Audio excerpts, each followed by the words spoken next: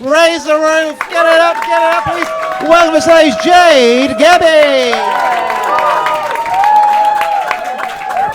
Hello. How is everyone? Very good. My name's Jade, and I found out recently, apparently, I give off the vibe of a Doctor Who fan. Which, I'm going to be honest, doesn't feel like a compliment, okay? But apparently I do, and actually, until recently, I'd never even seen Doctor Who. I have now seen it. Spoiler alert, I loved it, obviously. But the reason I decided to watch Doctor Who is basically my boyfriend watches Doctor Who.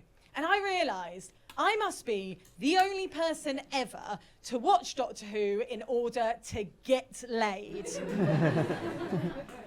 So I want to get a vibe, see if you're similar to me. So give me like a woo or a cheer if you talk or like you chat to your taxi or Uber driver. Yeah, okay, perfect. So a friendly crowd, I like to hear that. So now give me a woo or a cheer if you think it's weird that when I get in a taxi, I sit in the passenger seat. Does anyone do this? No, okay, all right, okay. I was expecting one person to. Okay, right, okay, so you all think I'm weird. But the thing is, I always thought I was supposed to. I thought it was like the done thing. I have discovered more recently that people don't really like it. For a start, my boyfriend doesn't like it, because he has to sit in the back on his own, like an only child whose parents have literally just met. The taxi driver doesn't like it, particularly when I start giving them directions. I hate that. And finally, I don't actually like it, right? I don't like it. I do it, but I don't like it. And the reason that I don't like it is I'm not very good at small talk.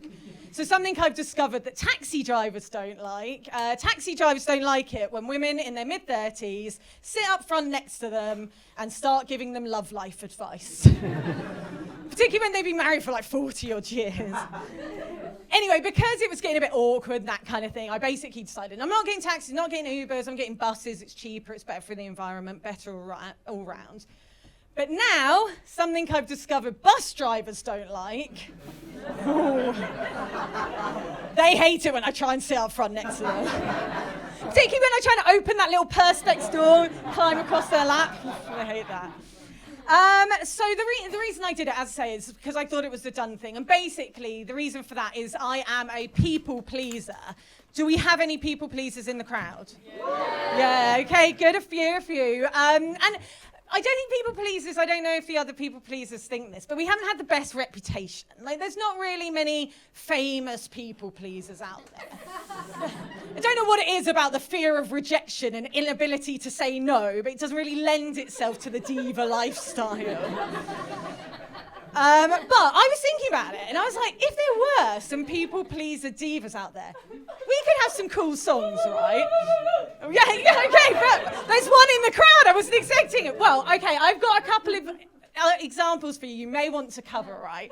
So I'll give you a couple of examples if we had some people pleaser singers, right? So, Jolene. Yes, you can have him. I don't want to step on anyone's toes.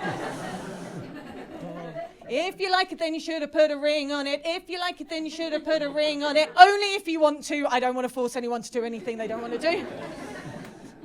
And finally, they tried to make me go to rehab, and I said, yes, if you think it's going to help, I just want to make everyone happy.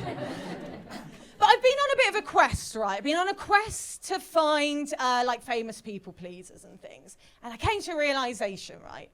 The OG people pleaser, and you do have to hear me out with this, right? The OG people pleaser, Jesus, right? Okay, yeah, exactly. Because think about it, right? He decided to hold a little soiree for a few friends. The guest list got wildly out of hand. He couldn't say no. Suddenly, he's got to feed 5,000 people. Right? This is why I can't have a party, right? Because I'll tell you what doesn't cut it for catering in the 21st century.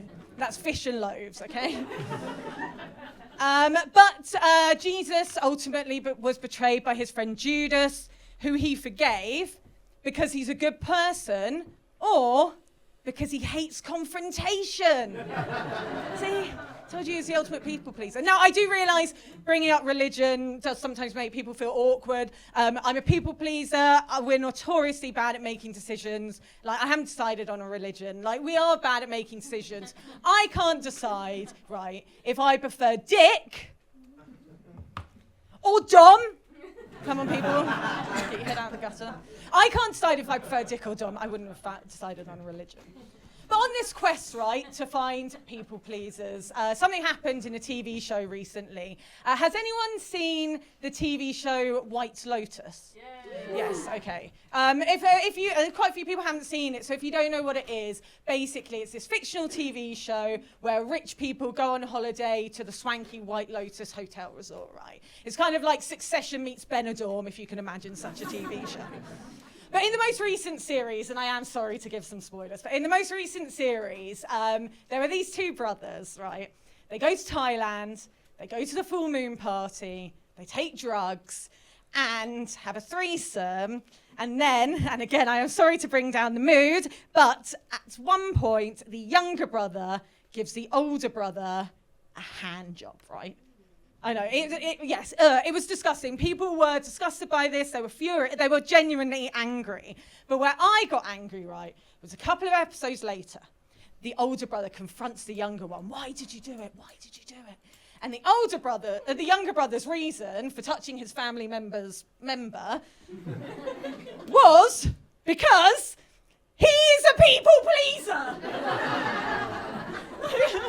Public service announcement, that is not who we are, okay? I do this set just to tell everyone.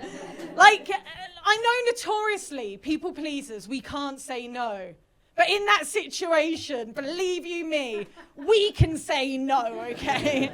Like, there's a reason the phrase is people pleaser and not brother pleaser. Sorry. Anyway, I'm gonna change the tone now. I'm gonna take it up a bit, right? So I have mentioned I am in my mid-30s. And because I'm in my mid-30s, I'm trying to make better decisions, be a bit healthier, that kind of thing. And I basically, because I'm in my mid-30s, I've joined a gym, but I have joined the cheapest gym possible because I care about my health. But only up to and including an amount of $15.99 a month, okay? But when I was at the gym, okay, I've discovered that I have this toxic trait, right? Because I go to gym classes, and I've discovered that my toxic trait is whenever I go to a gym class, like whenever I go to a gym class, like I cannot emphasize, whenever I go to a gym class, I always assume the instructor fancies me. Every time. But I've been going to spin class. Does anyone here do spin? Yeah, do you like it? You love it? Okay, lots of people don't like it, but you love it. And there was another yes. Does that person do you like it? You hate it, yes, that's the usual answer. But people are a bit mixed. I love it as well. And if you don't know what spin is, it's essentially like cycling to Ibiza, right?